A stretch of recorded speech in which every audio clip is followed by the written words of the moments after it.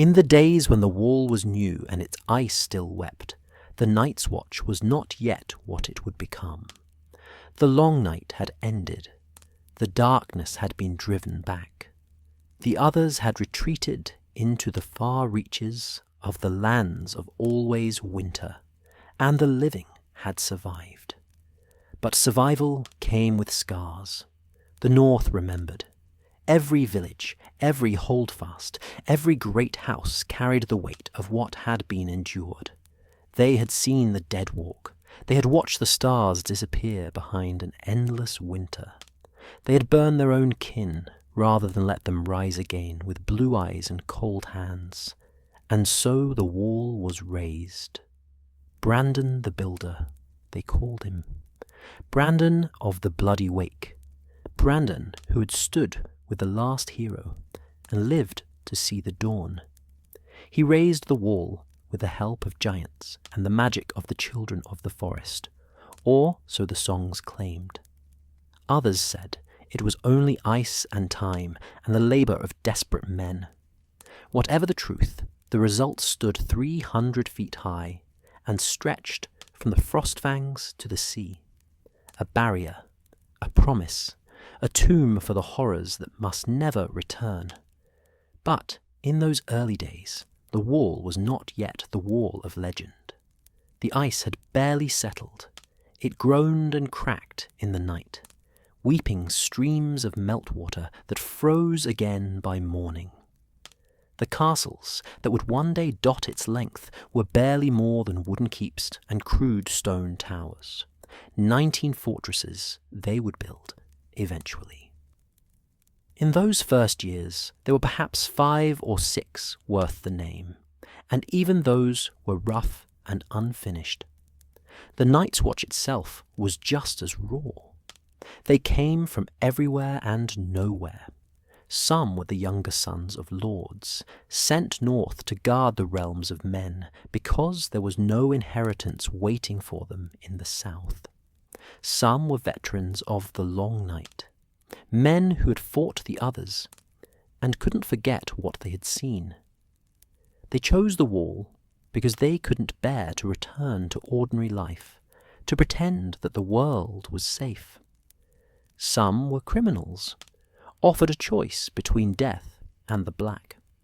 Some were wildlings who had fled south during the long night and never gone back. Some were simply desperate, men who had lost everything and had nowhere else to go. They wore black, yes. They swore the words, or something like them. But the oath was new, untested, and still being shaped by the men who spoke it. They promised to take no wife, hold no lands, father no children. They promised to live and die at their post. But promises are only as strong as the men who make them. And these men were not yet brothers in the way the watch would one day demand. Discipline was thin. The commanders were still learning how to lead an army that would never fight a war, only stand watch against an enemy that might never come again. Desertion was common. Wildlings still tested the wall, probing for weaknesses, and some of the Black Brothers were not above making bargains with them, and trading steel for food, looking the other way when a raiding party crossed south. Some even took wildling women, despite the oath, and kept them hidden in the woods near the wall. The North was not yet certain what the Watch would become. The Starks in Winterfell supported it, of course. They gave land, grain, recruits. But other lords were less generous. The wall was far away, and the long night was already fading into story.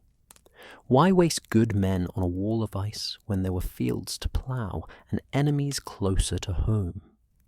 Still, the Watch endured. It had to, because the North remembered, even if the South forgot. The North remembered the children who had not woken, the mothers who had watched their sons die and rise again, the fathers who had burned their daughters to keep them from joining the army of the dead, the Starks remembered most of all. They had fought at the wall's foundation, they had bled for it, and they would not let it fall. The wildlings beyond the wall remembered too. For them, the wall was not a blessing, it was a wound, a theft. For thousands of years they had ranged freely across the lands north of what would become the border. They had hunted the haunted forest. They had fished the icy rivers. They had followed the herds and lived as their fathers had lived. Then the wall went up, and suddenly they were the enemy. Suddenly they were the ones on the wrong side. Some wildlings understood why the wall had been built. They had fought the others too. They had lost just as much as the kneelers in the south. But understanding did not make them love the wall. It divided families. It cut them off from the easier lands and the gift. It turned them into something less than human in the eyes of the southerners. Savages, raiders, thieves. And so the wildlings tested the wall. They climbed it when they could. They searched for gaps, for places where the ice had not yet fully hardened. They killed black brothers when they found them alone. They stole what they could and retreated into the forest. It was not war, not yet. It was survival. It was defiance. It was proof that the wall had not broken them. The Night's Watch fought back, of course. They ranged into the forest. They hunted the wildlings. They built the castle stronger and the patrols longer. Slowly, bloodily, they carved out a kind of order. The wildlings learned that the wall would not fall easily. The Black Brothers learned that the enemy beyond was not the others, not anymore, but men just like them. Harder, perhaps, crueler, perhaps, but men. This was the world into which the 13th Lord Commander would rise, a world still raw from the long night, a world where the wall was a promise not yet kept, a world where the Watch was half heroes, half outlaws, and all desperate. The early Lord Commanders were warriors, mostly. They had to be. The wall needed men who could fight, who could lead, who could hold the line against wildlings and worse. They were not scholars. They were not politicians. They were survivors of the longest night the world had ever known, and they ruled the Watch with iron and ice. But they were also men, and men, no matter how hard, no matter how seasoned, carry weaknesses. Ambition, pride, loneliness, fear. The wall was a cold place, and the oath was a hard one. No wife, no family, no legacy but the wall itself. For some men, that was enough. For others, it was a slow poison. The Nightfort was the oldest of the castles along the wall, and in those early days it was the largest. It sat in the centre of the wall's length, a massive fortress of stone and ice. It was the seat of the Lord Commander, the heart of the Night's Watch. Its halls were broad and deep, carved into the wall itself in places. Its yards could hold 1,000 men. Its vaults ran down into the earth, cold and lightless. Even then, the Nightfort had a reputation. The Black Brothers whispered about it when they thought their officers were not listening. They said the Nightfort was too old, too deep, too close to the darkness. They said the children of the forest had carved faces into the weirwood roots beneath it, and those faces still watched. They said the others had touched the stones during the long night, and the cold had never fully left. Most of it was superstition, the kind of talk that happens when men spend too long in the dark, too far from the warmth of the south. But superstition has roots. It grows from fear, and fear grows from truth. The Nightfort was where the Lord Commander lived. It was where the decisions were made. It was where the watch was strongest. And it was there, in those deep, cold halls, that the 13th Lord Commander would make his seat. It was there that he would bring his queen. And it was there that the Night's Watch would learn what it meant to break the oath. But that was still to come. In those early days, the watch was still finding its way. The Lord Commanders came and went. Some were good men, some were weak. Some were forgotten as soon as they died. The watch survived them all, because the watch was not one man. It was the wall. It was the oath. It was the idea that someone had to stand between the darkness and the dawn, no matter the cost. The men who wore the black in those days did not think of themselves as heroes. They were too cold, too hungry, too tired for that. They thought of themselves as survivors, as exiles, as men with nowhere else to go. But they stood their watch, they walked the wall. They kept the fires burning through the long winter nights, and when the wildlings came, they fought. They did not know, in those early years, that they were building something that would last for thousands of years. They did not know that the Night's Watch would become a legend, a brotherhood sung about in the south, feared and respected across the 7 kingdoms. They only knew that the wall had to stand, that the darkness had to be kept at bay, that the oaths, however new and uncertain, had to mean something. Because if the oaths meant nothing, then the wall meant nothing. And if the wall meant nothing, then the long night would come again. So they stood, they watched, they waited. And in the deep cold of the Nightfort, in the heart of the Night's Watch, the 13th Lord Commander prepared to rise. He was a warrior. He was a leader. He was, some said, a Stark of Winterfell, though the records would later be destroyed, and the truth lost to history. But, whatever his name, whatever his blood, he would become something else. Something the Watch had never seen before. Something that would force the Starks and the Wildlings to unite.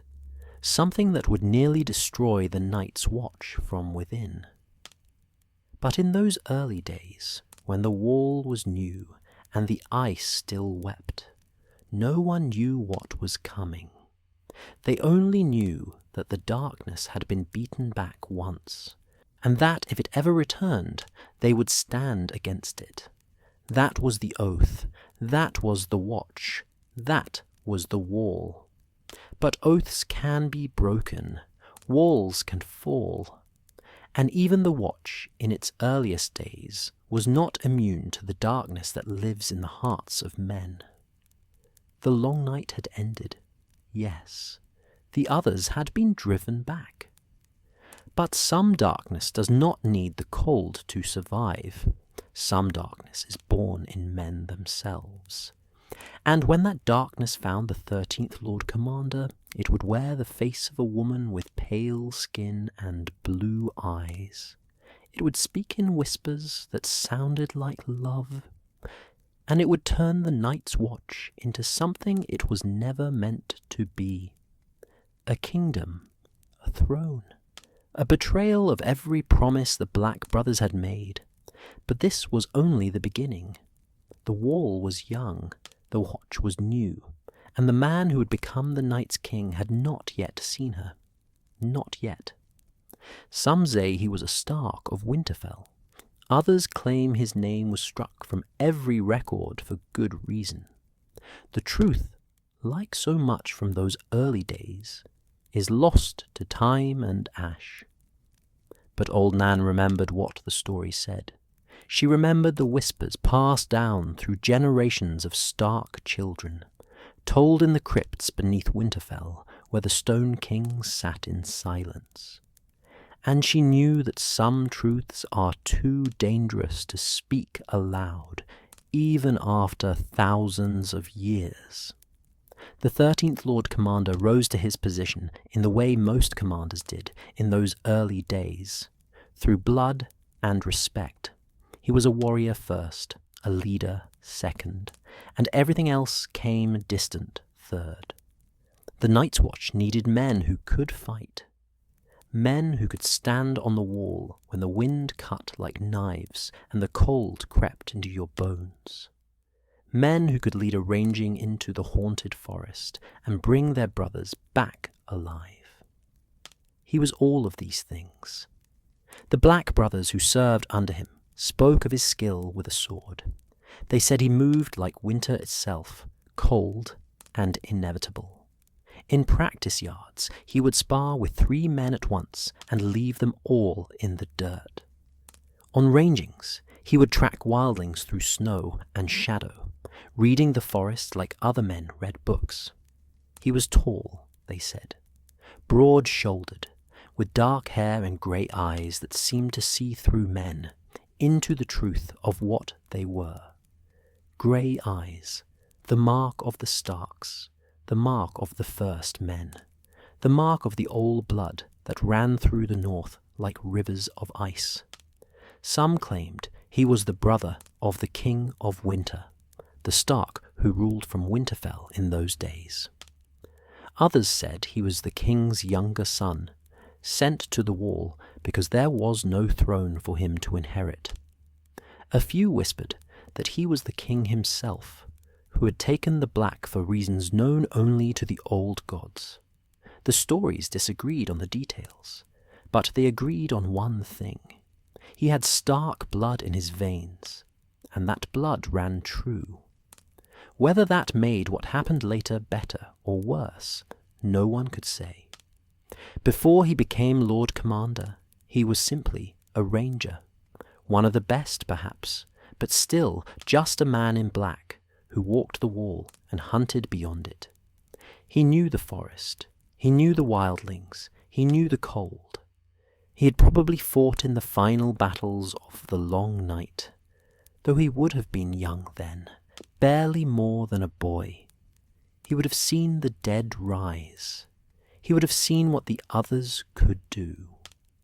That knowledge should have protected him, should have reminded him what lurked in the far north, in the places where the sun barely touched, even in summer, should have kept him wary and vigilant and true to his vows. But knowledge is not armour, and even the strongest men have cracks in their walls. When the 12th Lord Commander died, killed by wildlings on a ranging, the stories say, though some claim it was sickness, the Black brothers gathered to choose his successor. In those days, the choosing was simpler than it would become. No formalities, no great elections. The senior rangers and the castellans of the major castles would meet in the Lord Commander's solar at the Nightfort, and they would decide among themselves who was fit to lead. The choice was nearly unanimous. The warrior with the grey eyes, the ranger who had never lost a man on his watch, the fighter who the wildlings feared, and the brothers respected. He was young for a Lord Commander, perhaps, but the watch was still young itself. They needed someone who could hold the wall, not someone who would die within a year and force them to choose again. He took the position without hesitation. He swore the oaths again, as was traditional for a new commander. He promised to be the sword in the darkness, the watcher on the walls, the fire that burns against the cold. He promised to live and die at his post. And for a time he kept those promises. The Night's Watch under his command became stronger, more disciplined. He tightened the patrols along the wall. He sent rangers deeper into the haunted forest, mapping the wildling camps, learning their numbers and their movements. He demanded more from the Black brothers, and they gave it, because he demanded no less from himself. He was first on the wall in the morning, and last to leave at night. He ate the same food as the lowest steward. He slept in the same cold halls. He was, by all accounts, a good Lord Commander, perhaps even a great one. The Nightfort under his rule was a place of order. The brothers drilled in the yard from dawn until dusk. The stores were carefully managed, rationed to last through the harshest winters. The wall itself was maintained, the ice inspected for cracks, the stairs and paths kept clear. Discipline returned to the watch, the kind of discipline that had been lacking in the chaotic years after the long night. Desertion dropped.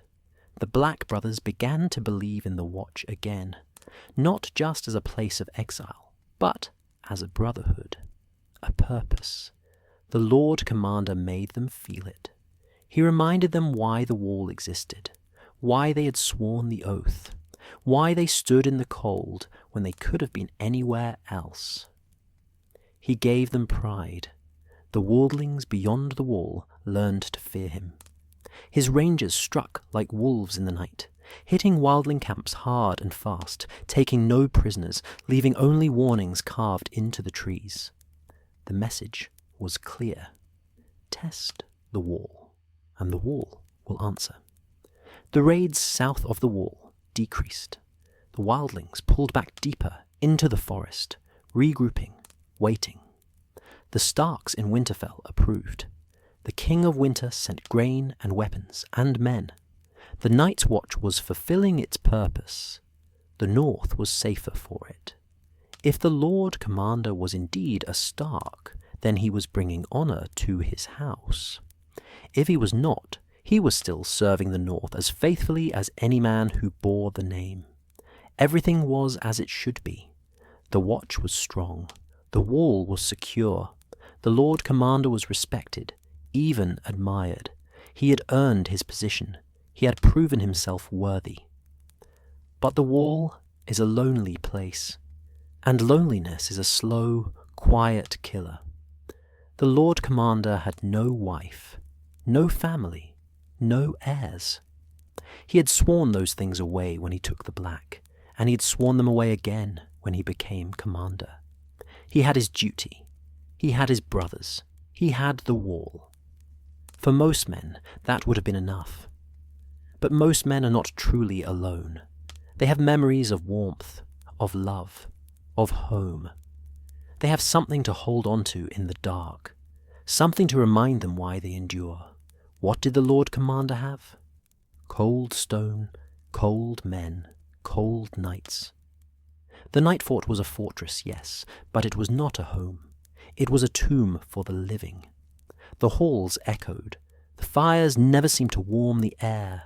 The wind found every crack and crevice, howling through the castle like the voices of the dead. And at night, when the watch was set and the men were sleeping, the Lord Commander would walk the battlements alone. He would stare out into the darkness beyond the wall, into the forest that stretched forever into the north. He would watch. He would listen. He would feel the cold seep into his bones. What did he think about in those lonely hours? Did he think of Winterfell, if that was where he had come from? Did he think of brothers left behind, of a life he might have lived if he had not taken the Black? Did he wonder if this was all there was? This endless watch, this eternal cold, this slow march toward death, with nothing to show for it but ice and duty? The Black brothers who served under him noticed the change, though they did not understand it at first. The Lord Commander grew quieter, more distant.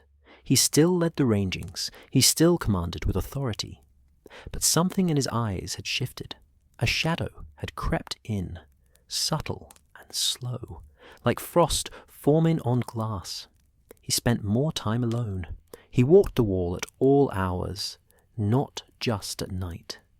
He began to range farther north than before, taking only a few men with him, pushing deeper into the forest than any Lord Commander had dared.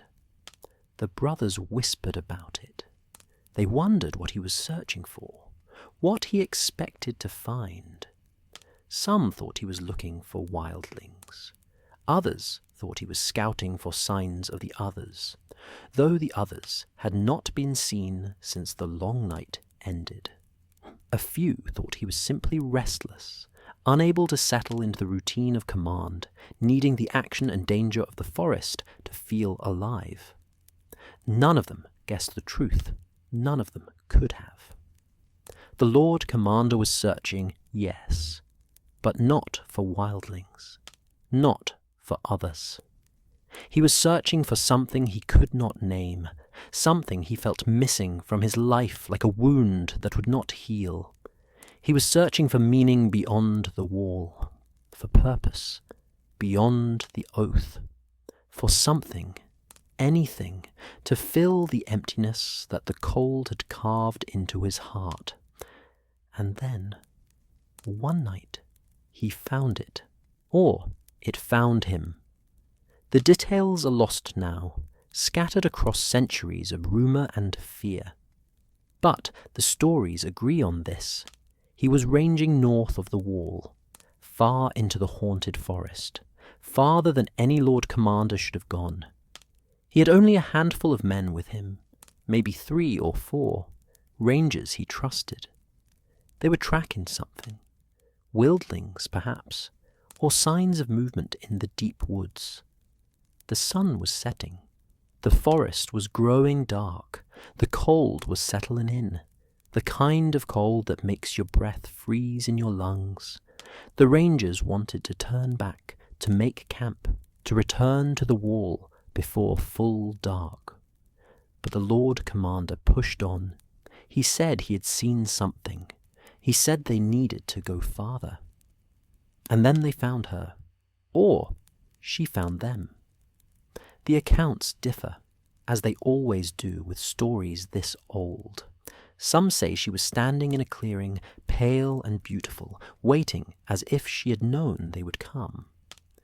Others say she appeared from the shadows, moving through the trees like mist, silent and cold. Some say she spoke first. Others say she only looked at him, and that was enough. But all the stories agree on what she looked like. Skin pale as the moon, hair like snow, eyes cold and blue, blue like ice, blue like the heart of winter. Beautiful, they said. Beautiful in a way that was wrong, in a way that made the rangers want to look away, but the Lord Commander could not. She was not a wildling. That much was clear. Wildlings were hard, weathered, scarred by the cold and the life beyond the wall. This woman, if woman she was, looked untouched by the world, ageless, eternal, like she had been carved from the ice itself. The rangers felt it immediately, the wrongness, the danger. They reached for their swords. They told the Lord Commander to run, to retreat, to get back to the wall. But he did not move. He only stared at her, and she stared back. What passed between them in that moment, no one can say. But when the Lord Commander finally spoke, his voice was not his own. It was distant, dreaming. He told his rangers to stand down. He told them she was not a threat. He told them to return to the wall and say nothing of what they had seen. The rangers hesitated. They argued. They begged him to come with them. But the Lord Commander was their commander, and his word was law. So they left. They rode back through the forest in the dark, cold and terrified, looking over their shoulders, expecting her to follow, expecting something worse. The Lord Commander did not return with them.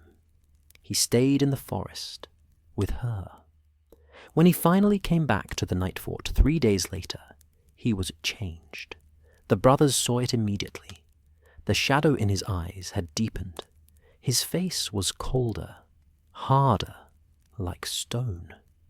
He did not speak of where he had been or what he had done.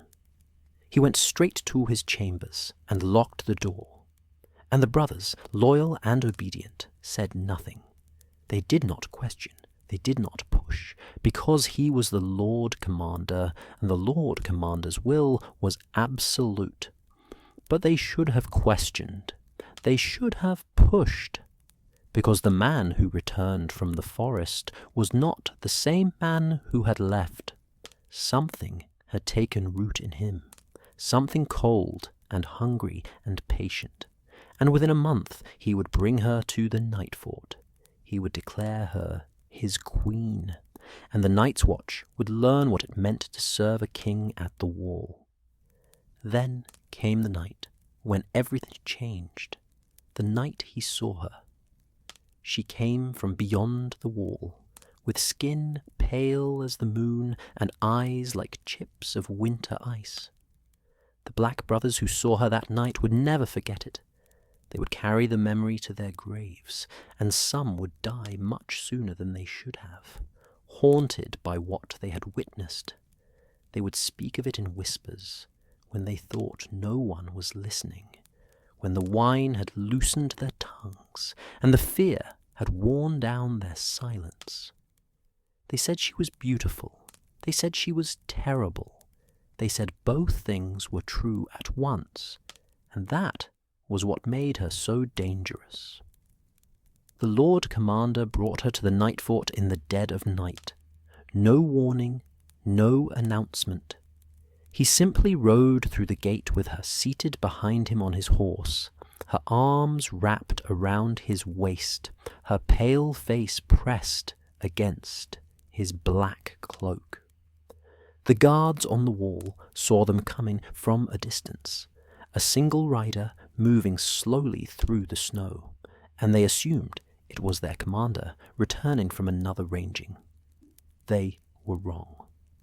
When the Lord Commander dismounted in the yard, he reached up and lifted her down from the horse. She moved like water, like smoke, like something that was not quite solid. Her feet touched the ground without sound. Her dress, if it could be called a dress, seemed to be made of something between cloth and frost, pale and shifting in the torchlight. And her eyes, gods, her eyes, blue. Not the blue of the sky or the sea, not the warm blue of summer flowers. This was the blue of deep ice, the blue of frozen lakes in the dead of winter, the blue of the dead men who had walked during the long night, cold, empty, hungry. The guards in the yard froze. Their hands went to their swords, but they did not draw. They wanted to. Every instinct screamed at them to draw steel, to call for help, to stop whatever was happening.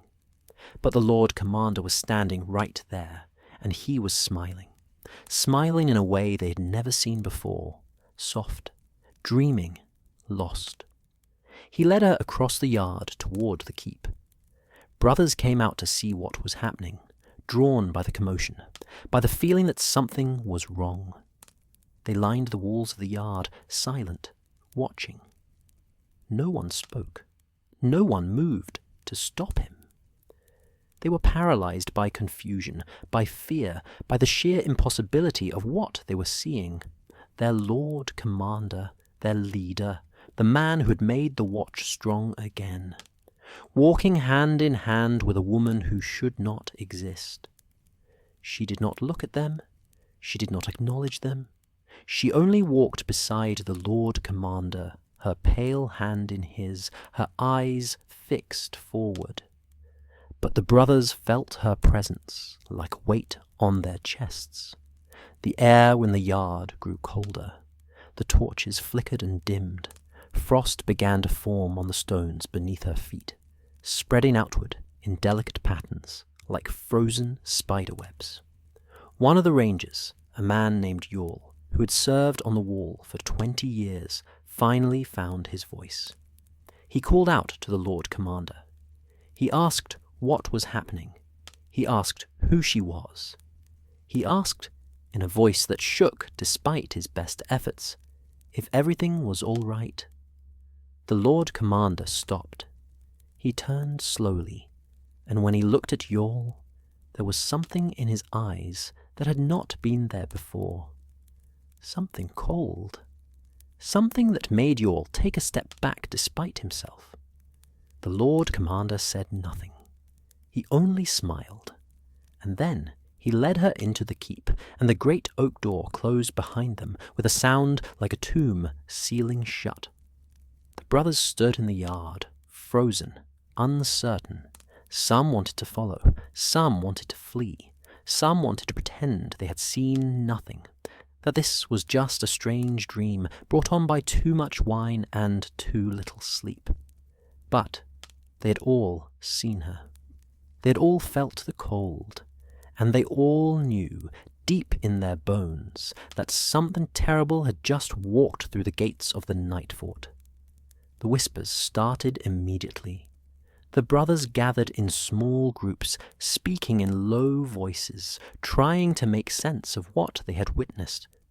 Who was she? Where had she come from? Why had the Lord Commander brought her here? And why, by all the gods, old and new, did she look like that? Some said she was a wildling woman, a witch from beyond the wall, who had used some dark magic to ensnare the Lord Commander. But the wildlings were hard and weathered, scarred by their lives in the far north. This woman looked like she'd never felt hardship in her life. She looked carved from ice and starlight. Others said she was something worse, something from the stories. An other, or something close to it, a creature of the long night that had somehow survived, hiding in the deep places beyond the wall, waiting. But the others were gone. The long night had ended. That was supposed to be over. That was supposed to be finished. A few, the oldest rangers, the ones who had fought in the final battles, said she was a corpse queen. They said it quietly, afraid even to speak the words aloud. A corpse queen. A woman who had died and been touched by the cold, brought back by the others, but not quite one of them. Something in between, something that could walk among the living, but was not truly alive. No one knew the truth, but everyone was afraid. The Lord Commander did not emerge from the keep that night, or the next day, or the day after that. His chambers remained locked. No one saw him. No one heard him. The stewards brought food to his door and left it on the floor, and when they returned, the plates were empty but still cold, as if the food had never been warm to begin with. The brothers began to panic, quietly, privately, but panic nonetheless. What were they supposed to do? The Lord Commander was their leader. His word was law. But he had brought something into the Nightfort that did not belong. Something dangerous. Something that made the very stones feel colder. Should they send word to Winterfell? Should they call for the King of Winter to intervene? But what would they say? That their Lord Commander had found a woman beyond the wall and brought her home? That sounded foolish. That sounded like jealousy, like weak men unable to handle the fact that their commander had broken his vows. But it was more than that. They all knew it was more than that. On the fourth day, the Lord Commander finally emerged. He called for his senior rangers and his castellans to meet him in the great hall. They came slowly, reluctantly, gathering around the long table where the commanders of the watch had sat for generations. The room was cold, colder than it should have been. Frost glittered on the walls, and she was there with him. She stood at his right hand, silent and still, her pale fingers resting on the back of his chair. She wore the same strange dress. if it was a dress. She did not move. She did not blink. She only stood there, watching them with those terrible blue eyes. The men in the hall could barely breathe. The cold was suffocating. Their breath came out in clouds. Ice formed on their beards. The Lord Commander stood and addressed them. His voice was calm, too calm. He told them that he had taken a wife. He told them that she was his queen. He told them that they would show her the respect and obedience they showed him, or they would face the consequences. A wife, a queen. Both words were forbidden. The Night's Watch took no wives. The Night's Watch served no kings. Those were the oldest laws, the foundations of the oath. And here was their Lord Commander, spitting on those laws as if they meant nothing. One of the rangers, a grizzled man named Holt, stood up and objected. He was brave, or foolish, or both. He reminded the Lord Commander of his vows. He reminded him that the Watch took no wives, held no crowns, served no kings. He said, in a voice that cracked with fear and anger, that this was a betrayal of everything the Watch stood for. The Lord Commander looked at him. So did she. Holt's words died in his throat. He staggered, suddenly cold, colder than he had ever been in his life. His lips turned blue. His fingers went white. He fell to his knees, gasping, and the brothers around him rushed to help him. They dragged him from the hall, and he lived, but he never spoke against the Lord Commander again. No one else dared to object after that. The Lord Commander declared it simply, as if it were already decided. She was his queen. This was his kingdom. The Nightfort was no longer just a castle of the Watch. It was his seat of power. And the Black brothers were no longer just brothers. They were his subjects. The transformation did not happen all at once. It was slow, gradual, like frost creeping across glass, spreading so slowly you do not notice until it is too late. At first, the changes were small. The Lord Commander moved his chambers to the highest tower of the Nightfort, the one that overlooked the wall and the forest beyond. He had a throne brought up from the storerooms, an old chair of carved black wood, and he sat in it when he held audience. She stood beside him, always, silent, watching. He began to demand things that had never been demanded before. Offerings, he called them. Food from the stores, not for the brothers, but for her. The best cuts of meat, the finest bread. Wine when they had it, though she never seemed to drink. The offerings were placed in their chambers every night, and every morning they were gone, consumed by something, though no one knew what. Then the offerings grew stranger. He wanted furs. He wanted silver. He wanted things dragged up from the vaults beneath the Nightfort, old relics from the age of heroes, artifacts that had been locked away and forgotten.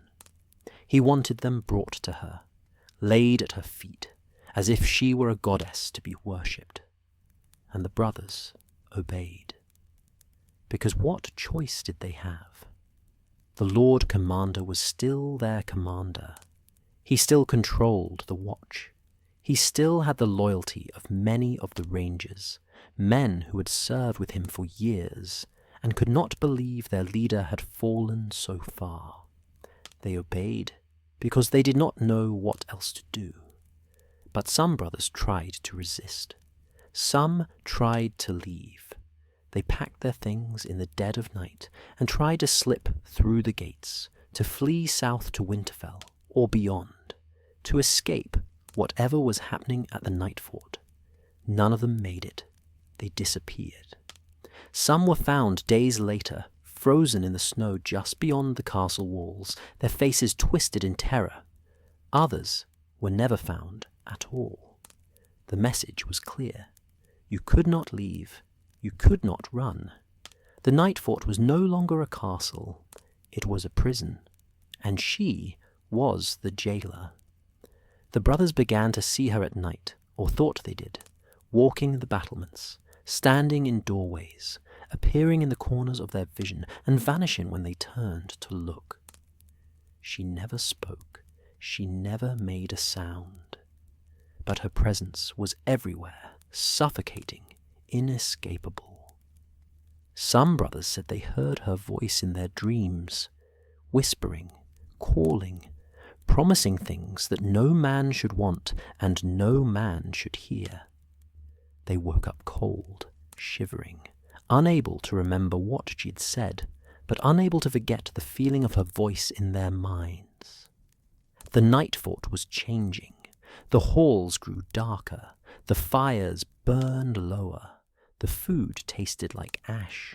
The brothers grew thin and pale, their eyes hollow, their movements slow.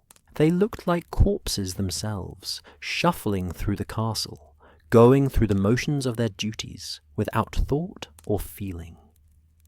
And at the centre of it all, in the highest tower, the Lord Commander sat on his black throne with his corpse queen beside him. He ruled. She watched. And the Night's Watch, the shield that guards the realms of men, became something it was never meant to be. A dark kingdom, a place of cold and fear, a mockery of everything the Watch had sworn to defend. But the worst was yet to come, because the Lord Commander was not content to rule the Nightfort alone. He wanted more. He wanted the entire wall.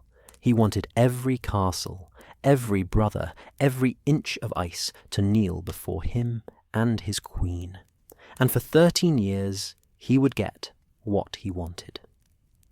From that moment, the Nightfort became something else, not a castle of the Watch, but a kingdom of ice and shadow.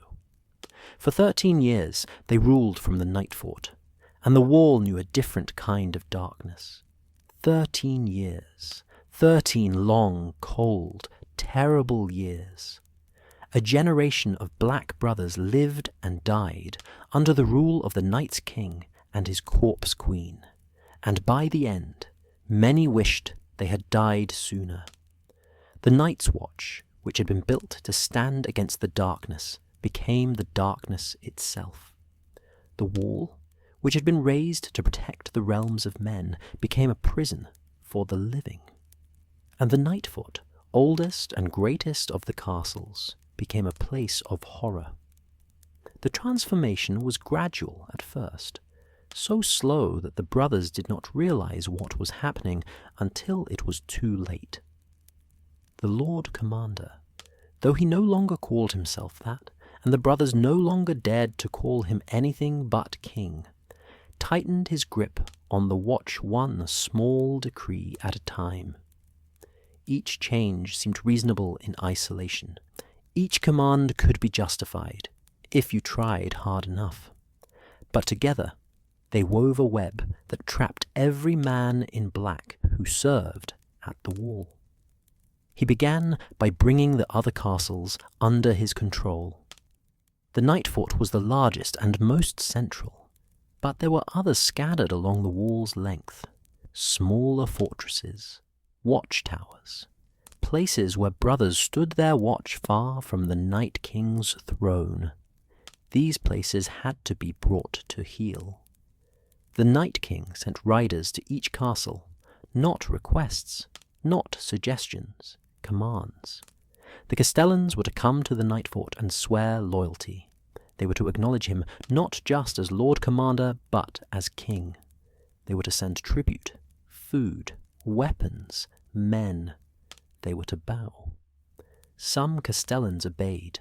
They rode to the Nightfort with their heads down and their wills broken, and they knelt before the black throne. They swore the words he demanded. They promised loyalty to him and to his queen. And then they were allowed to return to their castles, pale and shaking, with new orders and new fears. Others refused. A Castellan at Oakenshield, A small castle west of the Nightfort sent back the rider with a message. He said the Night's Watch served no king. He said the oath was sacred and he would not break it. He said he would die before he bowed to a man who had betrayed everything the Watch stood for. He got his wish. The Night King sent rangers to Oakenshield, not to negotiate, not to persuade. They came in the night, silent as snow, and when morning broke, Oakenshield was empty. The Castellan was gone. His officers were gone. Every man who had stood with him had vanished. Some said they were killed. Some said they were taken beyond the wall and given to her, to the Corpse Queen, as offerings. Some said they were still alive, locked in the vaults beneath the Nightfort, frozen and screaming in the dark. No one knew the truth, but after Oakenshield, no one else refused. One by one, the castles fell under the Night King's rule. The Castellans came to the Nightfort. They knelt. They swore. And the wall, which had been a brotherhood, became a kingdom with the Night King on its throne and his Corpse Queen at his side. The brothers who served in those days learned quickly what obedience meant. It meant silence. It meant doing what you were told, without question, without hesitation, without thought. It meant accepting that the oath you had sworn, the vows you had taken, meant nothing now. The Night King's word was law. His will was absolute. And if you spoke against him, if you resisted, if you even looked at him the wrong way, you would disappear. The Nightfort became a place of whispers and shadows. Brothers walked the halls with their heads down and their mouths shut. They did their duties mechanically, like puppets on strings. They did not speak to each other unless necessary. They did not gather in groups. They did not laugh or sing or tell stories. They only worked, ate, and slept, and even sleep brought no peace. Because at night she walked. The Corpse Queen moved through the Nightfort like a ghost. Brothers would see her in the corridors, pale and silent, her blue eyes glowing faintly in the dark. She never spoke to them. She never touched them. She only looked. But her gaze was enough. Men who met her eyes would wake up screaming, clawing at their own skin, babbling about the cold and the ice and the voices in their heads. Some brothers said she fed on them, not their flesh, but something deeper, their warmth, their hope, their will to live. She drained them slowly, night after night, until they were hollow shells that moved and breathed, but were not truly alive anymore. Others said she was searching, looking for something among the black brothers, testing them, tasting them, deciding which ones would serve and which ones would be consumed. No one knew what she was searching for. No one wanted to find out. The Night King demanded offerings, not just food and silver anymore. He wanted sacrifices. The word was never spoken aloud. The Night King never called them sacrifices. He called them duties. He called them service. He called them the price of protection. But the brothers knew what they were. They knew what happened to the men who were chosen. Every month, the Night King would call for volunteers, men to range beyond the wall on special missions, men to guard his queen's chambers, men to serve in the deep vaults beneath the Nightfort. The commands were vague, the purposes unclear, but the Night King's tone made it clear that refusal was not an option. Some men went willingly, too broken or too terrified to resist. Others were dragged, screaming and fighting, and thrown into the dark. None of them came back, not alive, not whole. But sometimes the brothers would see them again, walking the battlements at night, standing guard at the gates, moving through the yard with stiff, jerking motions, their skin pale and their eyes empty. The brothers told themselves it was their imagination. They told themselves it was the cold playing tricks. But deep down, they knew the truth. The men who had been taken were still serving, just not as men anymore. The food at the Nightfort grew scarce. The Night King took the best of everything for himself and his queen, and what remained was barely enough to keep the brothers alive. They ate thin gruel and stale bread. They drank water that tasted like rust. They grew gaunt and weak, their skin stretched tight over their bones, their eyes sunken and dull. Some brothers starved. Others ate things they should not have eaten, desperate to survive. There were whispers of men sneaking into the kitchens at night, stealing scraps, fighting over mouldy cheese and rotten meat. There were darker whispers too, whispers about what some men had done to stay alive, but no one spoke those aloud. The cold was worse than the hunger. The Nightfort had always been cold, but now it was unbearable. The fires in the hearths burned low, barely producing heat.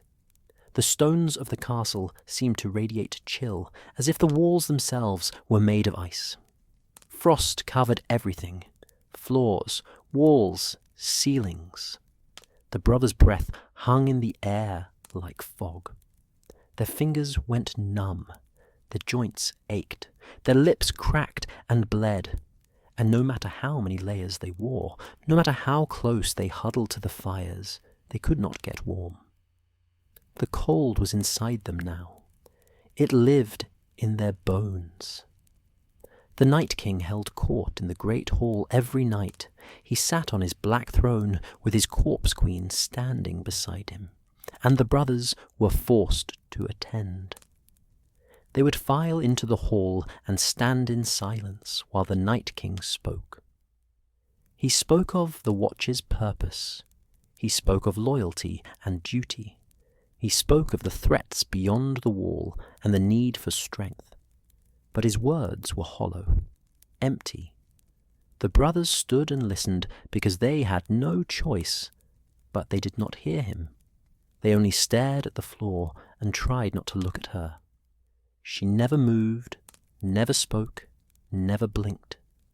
She only stood there, her pale hand resting on the arm of his throne, her blue eyes scanning the crowd.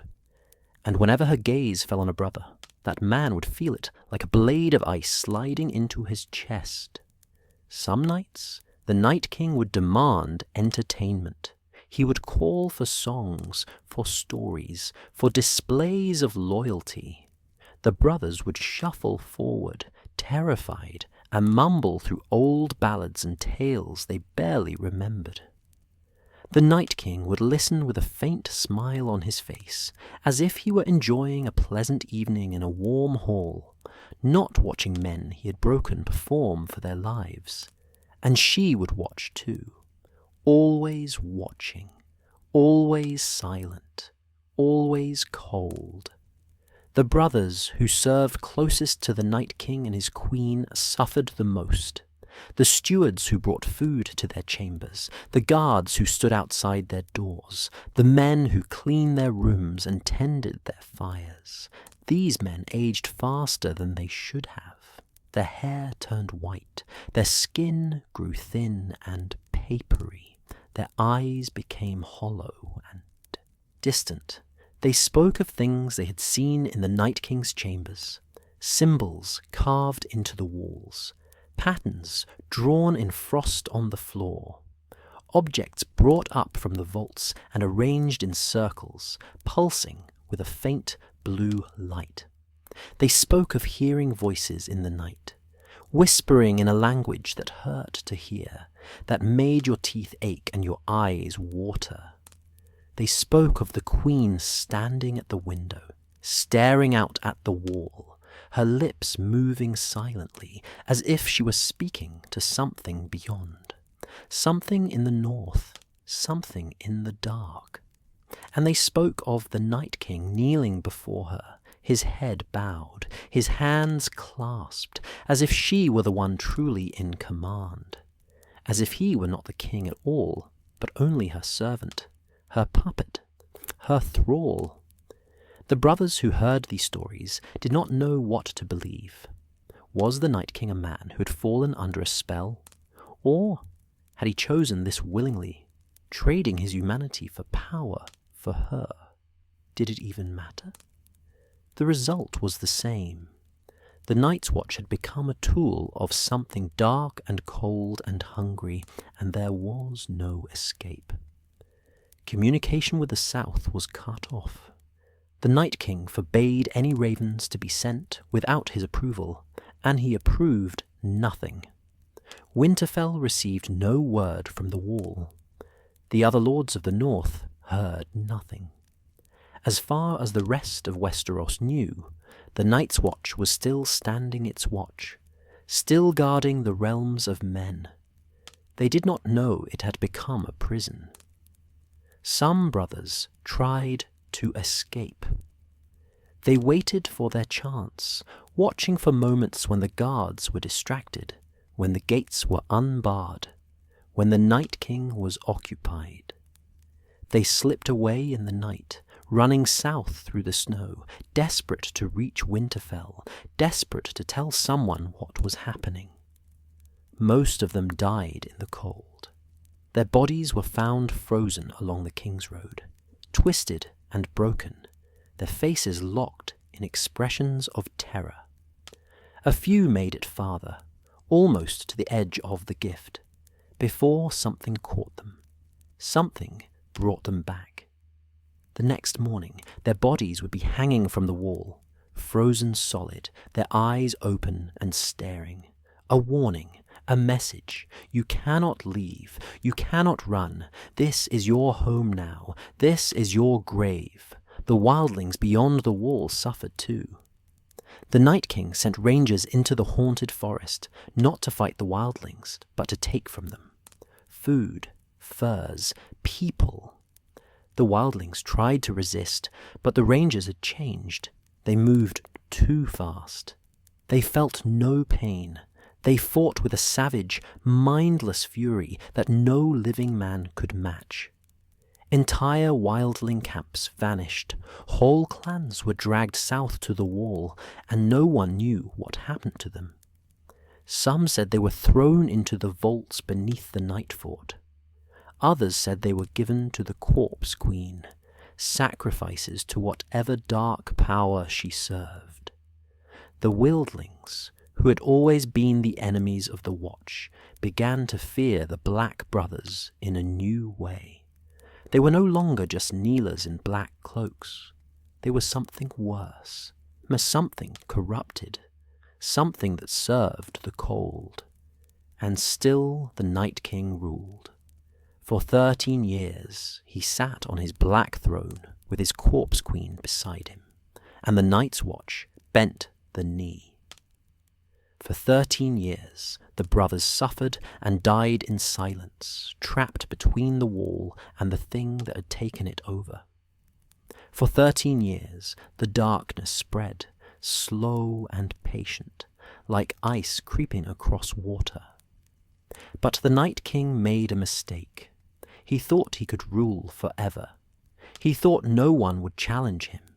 He thought the North had forgotten the wall, that the Starks in Winterfell would not notice or would not care.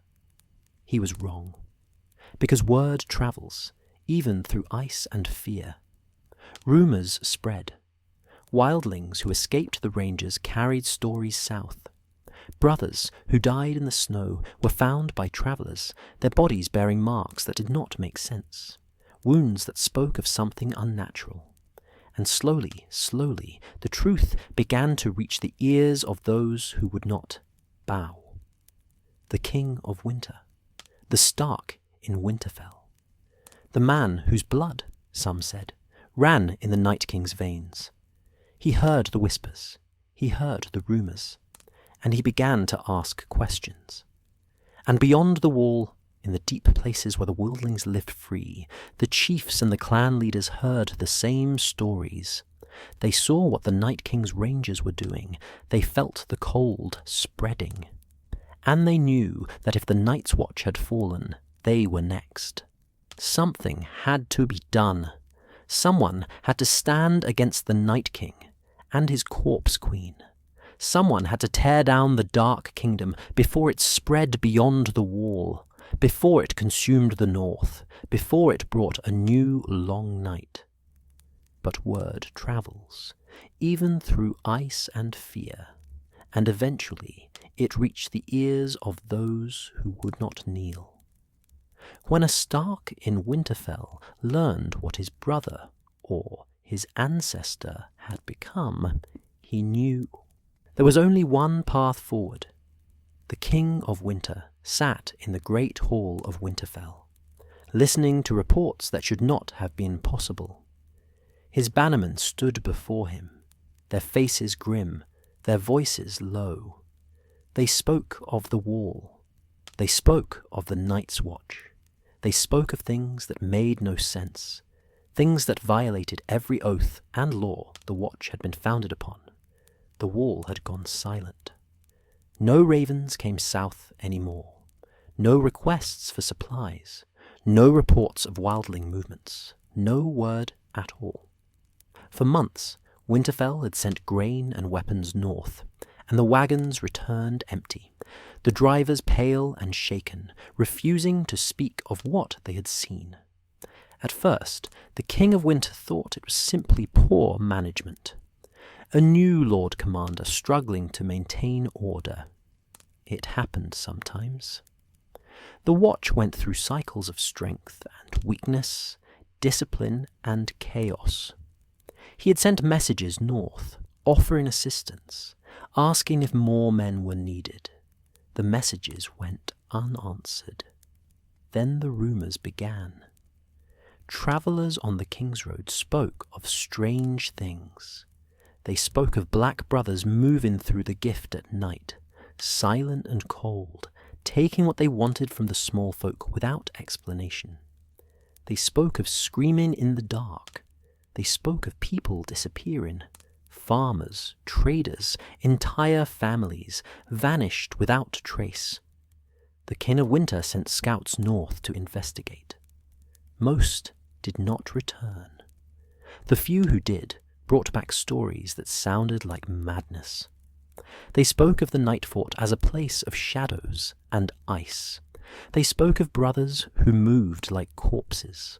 They spoke of offerings and sacrifices, and they spoke of a woman with pale skin and blue eyes who stood beside the Lord Commander like a queen at the wall, where no man was supposed to take a wife, where no brother was supposed to serve a king. The King of Winter did not believe it at first. He thought his scouts had been drinking. He thought they had heard campfire stories and mistaken them for truth. But more reports came, from wildlings who had fled south, risking the wrath of the north to escape something worse beyond the wall. From rangers who had somehow escaped the Nightfort and made it to Winterfell, broken and haunted, babbling about a dark kingdom and a corpse queen.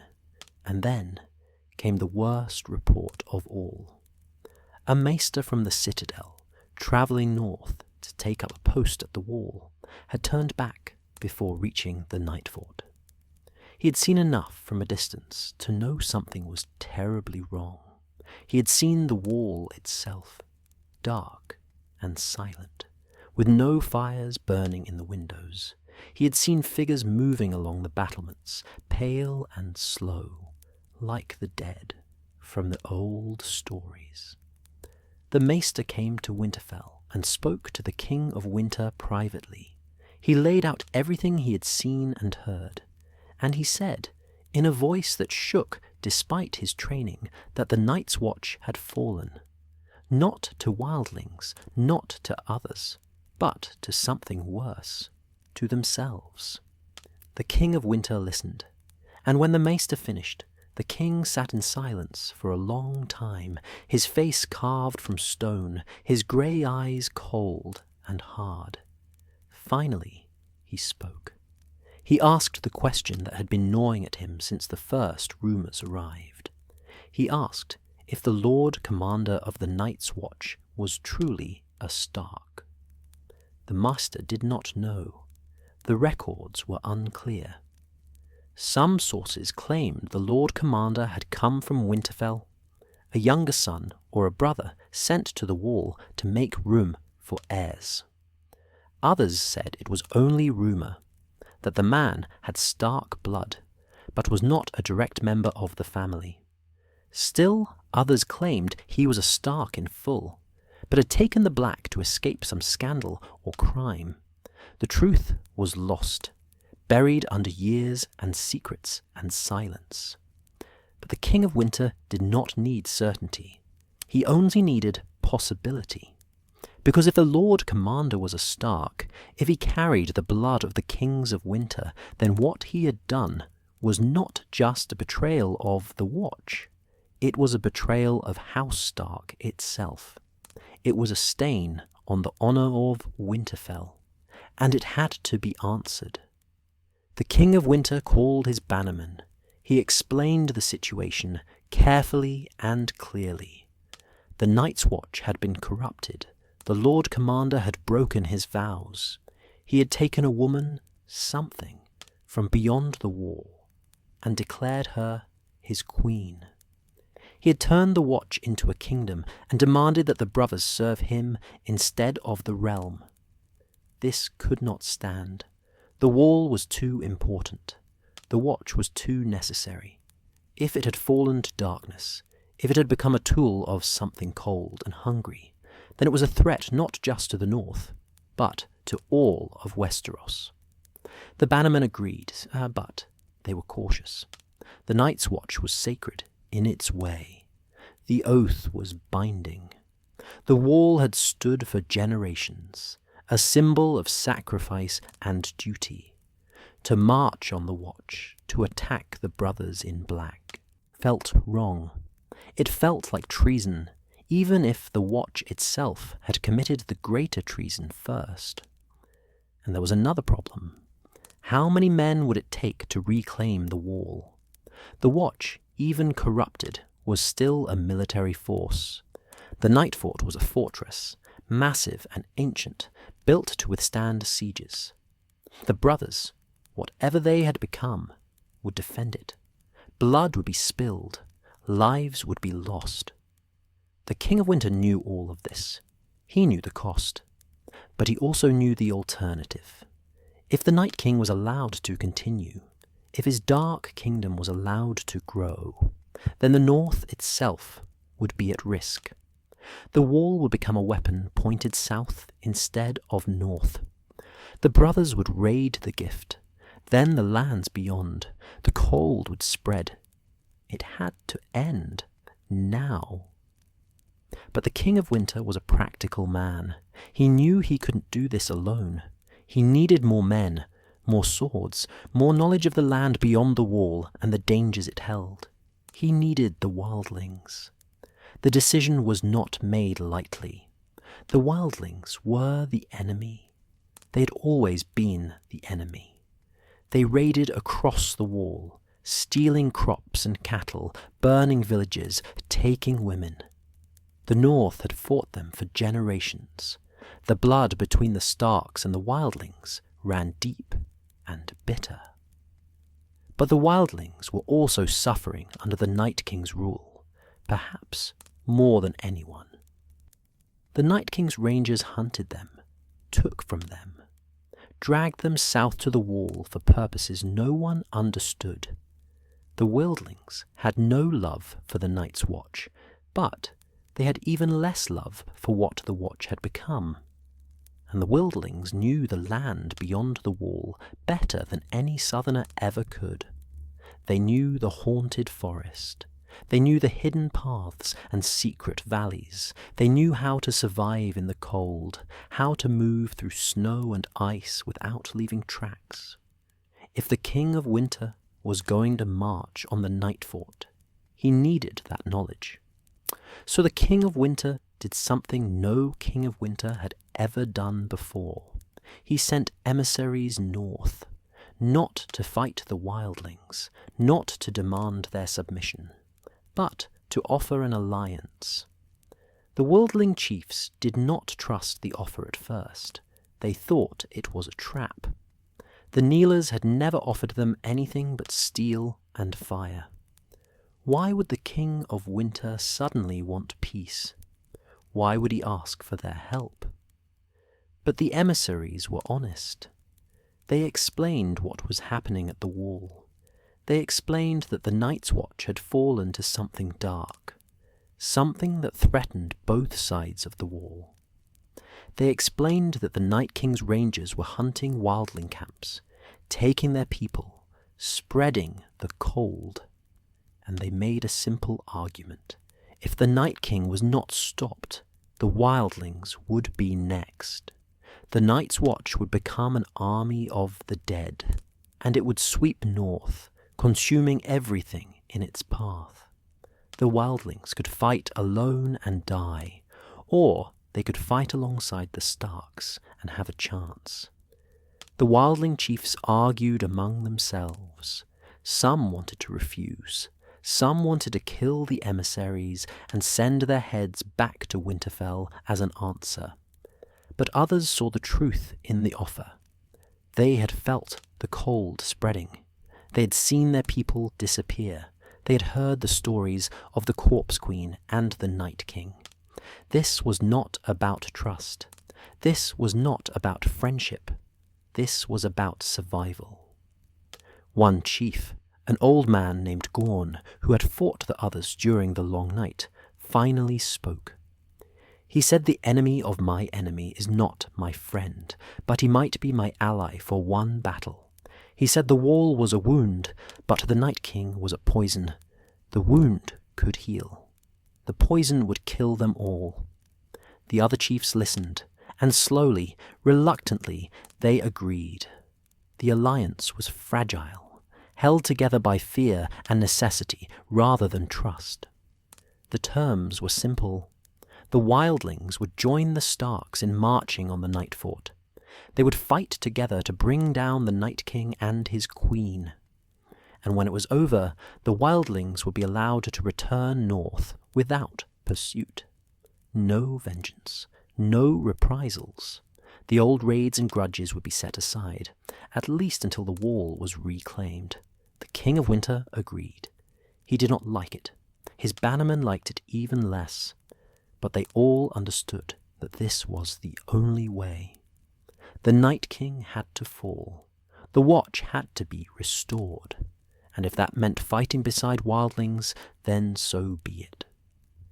The army gathered at Winterfell. Stark banners flew alongside the ragged standards of wildling clans.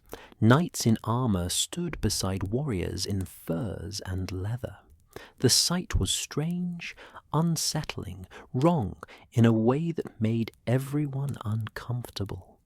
These men had killed each other's fathers and brothers. They had burned each other's homes. They had sworn oaths to hate each other. But now they stood together, united by something stronger than hate, fear. The King of Winter addressed them all in the yard at Winterfell. He stood on the steps of the great hall, his grey cloak whipping in the wind, his voice carrying across the assembled men. He told them what they were marching to face. He told them about the Night King and his Corpse Queen. He told them about the Dark Kingdom at the Nightfort.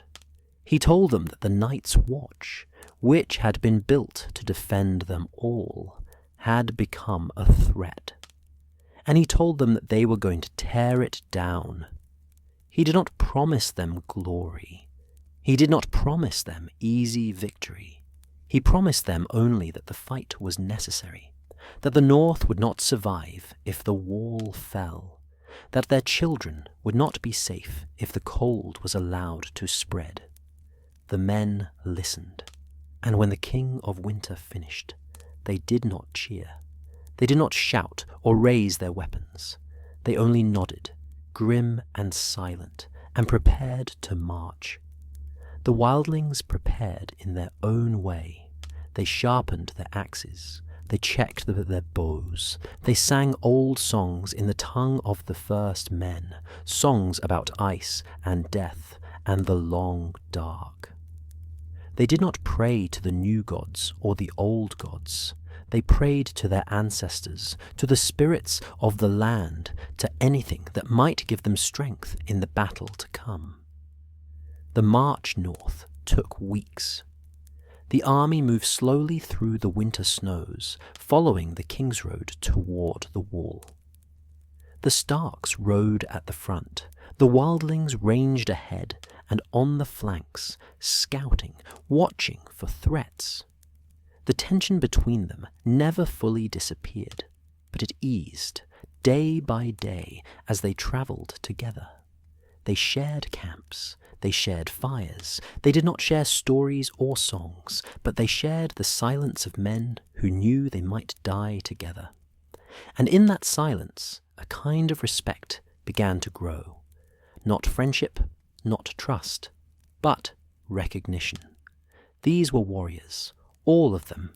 These were men who knew what it meant to fight and bleed and sacrifice. As they drew closer to the wall, the land grew colder. The snow deepened. The wind cut like knives. The trees grew sparse and twisted, their branches bare and black against the white sky. The army moved through a landscape that felt dead, emptied, drained of all warmth and life. And at night, they saw lights on the horizon, faint, blue, flickering like cold fire. The lights came from the wall, from the Nightfort. The brothers whispered that it was her, the Corpse Queen, that she knew they were coming, that she was waiting. The King of Winter did not let the fear spread. He rode among his men, steady and calm, reminding them why they had come, reminding them what was at stake. The wildling chiefs did the same, moving through their clans, keeping them focused, keeping them ready. They were almost there. The Nightfort loomed ahead, dark and massive, a fortress of stone and ice that had stood since the Age of Heroes. Inside those walls, the Night King ruled. Inside those walls, the Corpse Queen waited. Inside those walls, the Night's Watch had become something it was never meant to be. But outside those walls, an army gathered, Stark and Wildling, Kneeler and Free Folk, old enemies bound together by a common threat. The time for whispers and rumours was over. The time for fear and hesitation was over. When they came to the Nightfort, they found a kingdom that should never have been. The battle to reclaim the wall was not won with swords alone. The army arrived at the Nightfort in the dead of night, moving through the snow like a river of shadows. The King of Winter had chosen the timing carefully. Night was when the cold was strongest, when the Corpse Queen's power would be at its peak. But night was also when the corrupted brothers would be at their weakest, sluggish and slow, their minds lost in whatever dark dreams she fed them. It was a gamble, but everything about this battle was a gamble. The Nightfort loomed before them, massive and terrible. Its walls rose 300 feet into the air, built into the wall itself, black stone merging with ancient ice. No lights burned in the windows, no fires warmed the battlements. The castle looked dead, a tomb carved into the frozen north, and in a way, that was exactly what it had become. The army split into groups. The Stark forces would attack the main gate, drawing the defenders there, forcing them to commit. The wildlings would scale the walls on either side, using ropes and climbing spikes, exploiting their knowledge of ice and stone. It was the wildlings' idea. They had spent their whole lives climbing. The wall held no fear for them, only challenge. The King of Winter gave the signal. A horn blast, low and mournful, echoing across the snow, and the battle began. The Stark forces rushed the gate, shields raised, swords drawn. They expected resistance. They expected defenders to pour out, to meet them with steel and blood. But the gate did not open. No one emerged. The Nightfort sat in silence, waiting, watching. It was the silence that frightened them most. Then the gate began to open, slowly, the ancient hinges groaning like a dying man, and from the darkness beyond came the brothers. They walked in formation, perfectly synchronized, moving as one. Their black cloaks hung limp. Their faces were pale, almost grey, their eyes hollow and distant. They carried weapons, swords, spears, axes, but they held them loosely, without purpose, as if they had forgotten what the weapons were for. The Stark soldiers hesitated. These were brothers of the Night's Watch, men who had sworn the same oaths, men who had once stood guard against the darkness. To kill them felt wrong, even now, even knowing what they had become. But the King of Winter did not hesitate. He raised his sword and shouted the command, "Fight! Drive them back! Reclaim the wall!" The two forces collided. The corrupted brothers fought without fear, without pain, without strategy. They simply attacked, swinging their weapons wildly, pushing forward like a tide of cold flesh. When they were cut down, they did not scream. When they were wounded, they did not fall back. They only kept coming, relentless, mindless, empty. The Stark soldiers realized quickly that these were not men anymore. Not truly. They were husks, shells animated by something cold and hungry. Their blood, when it spilled, was sluggish and dark. Their wounds did not bleed the way they should, and their eyes, gods, their eyes, were empty of everything that made a man human. The battle at the gate became a brutal, grinding melee. The Stark forces pushed forward, step by bloody step, cutting down brothers who should have already been dead. The snow turned red, bodies piled up. The air filled with the sound of steel on steel, screams of dying men, and the terrible silence of the corrupted brothers who made no sound at all. Meanwhile, the wildlings scaled the walls. They moved like spiders, quick and sure, their fingers finding holds in the ice, their ropes pulling them higher. The cold did not slow them. The height did not frighten them.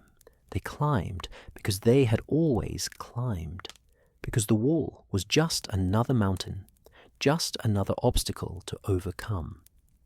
They reached the top and found more brothers waiting, but these were different. These were not hollow husks. These were men who still had some spark of life left, some fragment of will. They fought the wildlings with desperation, with terror, trying to drive them back. The wildlings showed no mercy. They crashed into the defenders like a storm, axes and clubs swinging, howling their war cries in the old tongue. The brothers on the walls fell quickly, overwhelmed, thrown down into the yard below or cut apart where they stood. But as the wildlings pushed deeper into the Nightfort, they began to feel it. The cold. Not the natural cold of winter, but something else, something unnatural. It pressed against them like a weight, making every breath harder, every step slower. It whispered in their minds, telling them to stop, to give up, to kneel. Some wildlings did stop. They stood frozen on the battlements, their eyes glazing over, their weapons falling from their hands. Their brothers had to drag them back, had to shake them, had to slap them until the fog lifted from their minds. The Nightfort was fighting back, not with swords, but with something deeper, something that attacked the will itself. Gorn, the old wildling chief, felt it too. But he had lived through the long night. He had stood against the others when the dead walked in armies. He knew this cold. He knew how to fight it. He shouted to his warriors, reminding them who they were, reminding them that they were free folk, that no southern king and no corpse queen could break them. His voice cut through the fog. The wildlings rallied. They pushed forward, fighting through the cold, fighting through the fear, carving their way deeper into the castle. The King of Winter fought at the gate, his sword red with blood, his grey cloak torn and frozen. He had cut down a dozen corrupted brothers himself, each one falling without a sound, each one rising again, if not killed properly. He learned quickly. You had to take the head or destroy the heart. Anything less, and they would keep coming. His men learned the same lesson. The battle became brutal, efficient, methodical. Swing, cut, kill, move forward, repeat. There was no glory in it, no honor, only necessity. And then the gate was breached. The Stark forces pushed through into the yard, and what they found made even the hardest warriors pause. The yard was filled with bodies.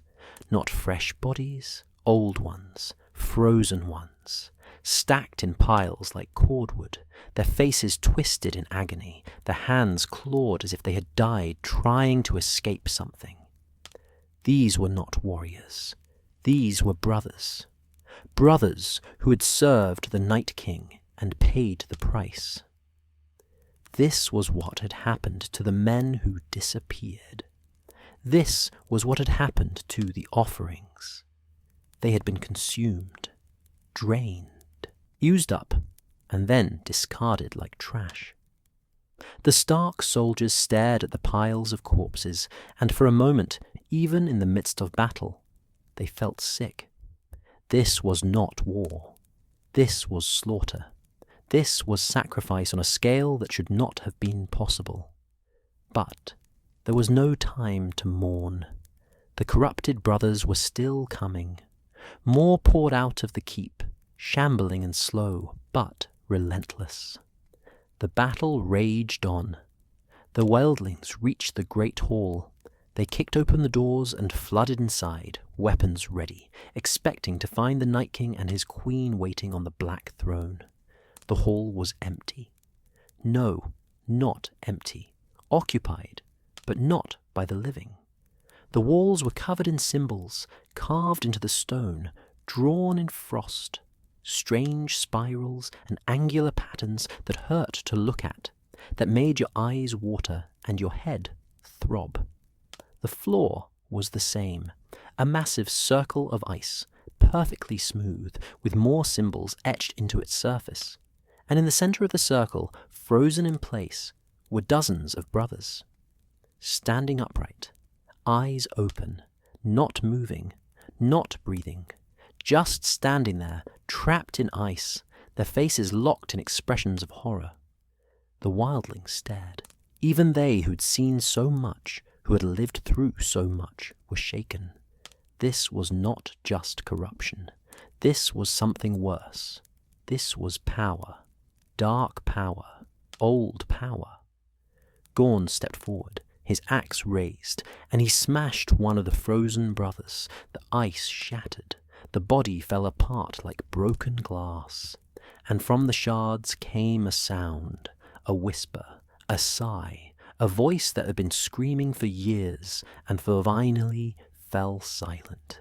The wildlings destroyed the rest of the frozen brothers, one by one, freeing them the only way they could.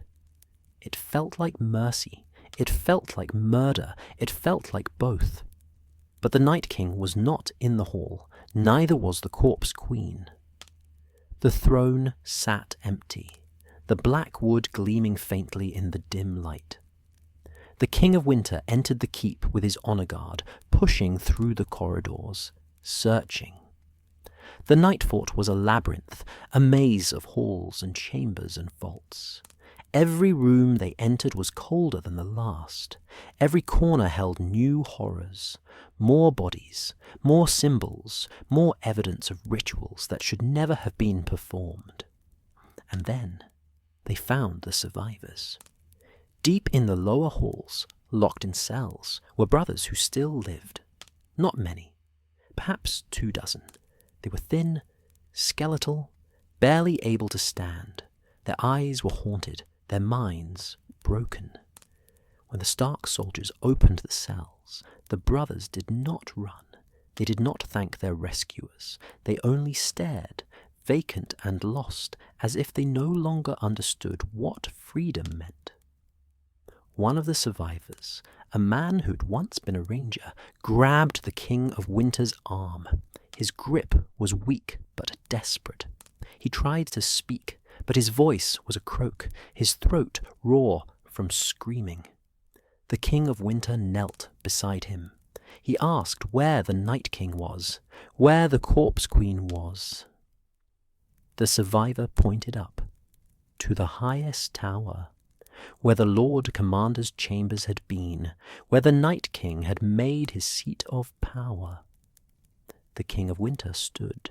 He gathered his best warriors, stark knights and wildling chiefs, men who had proven themselves in the battle below. Together, they climbed the tower, moving carefully, weapons ready, expecting an ambush at every turn. But no ambush came. The tower was silent, cold, empty. They reached the top and found a single chamber. The door was open. Inside, the room was bare, except for two things: the black throne, and standing beside it, the Corpse Queen. She looked exactly as the stories described, skin pale as the moon, eyes blue as ice, beautiful and terrible. She wore the same strange dress, shimmering between cloth and frost. She did not move, she did not speak. She only watched them with those cold, empty eyes. The Night King was not there. The King of Winter stepped forward, his sword raised. He demanded to know where the Night King was. He demanded answers. He demanded justice for what had been done to the wall, to the watch, to the north. The Corpse Queen smiled. It was a small smile, faint and cold, like the memory of warmth on a winter night. And then she spoke. Her voice was like ice cracking, like wind through frozen trees, like the sound of the world ending. She spoke in the old tongue, the language of the first men, and though not all the men understood the words, they understood the meaning. He is gone. He served his purpose. He was weak. He broke. The King of Winter felt a chill that had nothing to do with the cold. He asked what she meant. What purpose? What had the Night King been for her? But the Corpse Queen did not answer. She only kept smiling. And then she began to fade, not like a woman walking away, like frost melting under the sun, like smoke dissipating in the wind. Her form grew thinner, more transparent, the blue of her eyes the last thing to disappear. And then she was gone. The men stood in the empty chamber, staring at the place where she had been. They did not understand what had happened. They did not understand what she was or where she had gone. They only knew that she was no longer there. The wildlings searched the tower. The Stark soldiers searched the keep. They found no sign of the Night King, no body, no trace. It was as if he had never existed. Some said he died. Some said he fled beyond the wall into the far north to hide in the places where even the wildlings did not go. Some said he became like her, something between living and dead, something that would wander the frozen wastes forever. No one knew the truth. And perhaps that was the point. Perhaps that was her final cruelty, to leave them with questions that would never be answered, to leave them with fear that would never fully fade. The battle was over. The Nightfort was reclaimed. The corrupted brothers were dead or freed. The Dark Kingdom had fallen. But the victory felt hollow, because the Night King was gone, because the Corpse Queen had simply vanished, because no one knew if this was truly the end or just the beginning of something worse. The brothers who survived, the ones who had been locked in the cells, told their stories. They spoke of 13 years of horror, 13 years of cold and fear and suffering, 13 years of watching their brothers disappear one by one, consumed by something they could not fight. They spoke of the Night King kneeling before the Corpse Queen every night, whispering to her in a language that hurt to hear. They spoke of her draining the warmth from the castle, from the men, from the very stones. They spoke of rituals performed in the deep vaults, offerings made to something beyond the wall, something old and patient and hungry. And they spoke of the Night King's final days, how he had grown weaker, how his eyes had grown more vacant, how he had become a puppet, a shell, moving only when she commanded, until one night he simply vanished and she ruled alone. The King of Winter listened to all of it, and when the stories were finished, he made his decision. The Nightfort would be cleansed, every symbol would be scraped from the walls, every ritual object would be destroyed, the vaults would be sealed. And then, when everything was done, the Nightfort would be abandoned. No brother would ever serve there again. It was too tainted, too cursed, too close to whatever darkness the Corpse Queen had brought with her. The Night's Watch would continue. The wall would stand. But the Nightfort would become a tomb, a reminder of what happened when the oath was broken, when a man tried to make himself king, when the cold was invited inside. But ending their reign was only the beginning of the reckoning. They struck his name from every record, and hers as well, as if forgetting could undo what had been done. The work began immediately. The King of Winter did not waste time. The moment the Nightfort was secured, the moment the last of the corrupted brothers had been dealt with, he gave the order. Every record, every document, every letter and ledger and journal that mentioned the 13th Lord Commander was to be found and destroyed. Meisters were brought north from Winterfell and from the few other castles that kept libraries. They moved through the Nightfort like crows, picking over a corpse, searching through chambers and vaults, pulling out scrolls and books, examining every page with careful eyes. Anything that named the Night King was burned. Anything that described him in detail was torn apart and scattered. Anything that might preserve his identity for future generations was erased. It was systematic. It was thorough. It was absolute. The Meisters worked in silence, their faces grim. Some of them questioned the order. They argued that history should be preserved, that future generations needed to know what had happened, so they could prevent it from happening again. But the King of Winter was unmoved. He said that some stories were too dangerous to tell, some names were too cursed to speak, and some men deserved to be forgotten. The masters obeyed. What choice did they have? The King of Winter was not asking, he was commanding, and behind him stood an army of stark soldiers and wildling warriors who had just fought through hell to reclaim the wall. No one was in a position to refuse. The Corpse Queen's name was erased as well, though that was easier. No one knew her name to begin with. The brothers who'd served under the Night King could not say what she had been called. Some said she never spoke her name. Others said the Night King had given her a dozen different names, each one stranger than the last, each one in languages that did not belong in the mouths of living men. So the Meisters simply wrote around her. They described her as the Pale Woman, the creature from beyond the wall, the thing that should not have been. But even those descriptions were eventually removed. The King of Winter wanted nothing left. No names, no faces, no details that might allow someone in the future to piece together who they had been.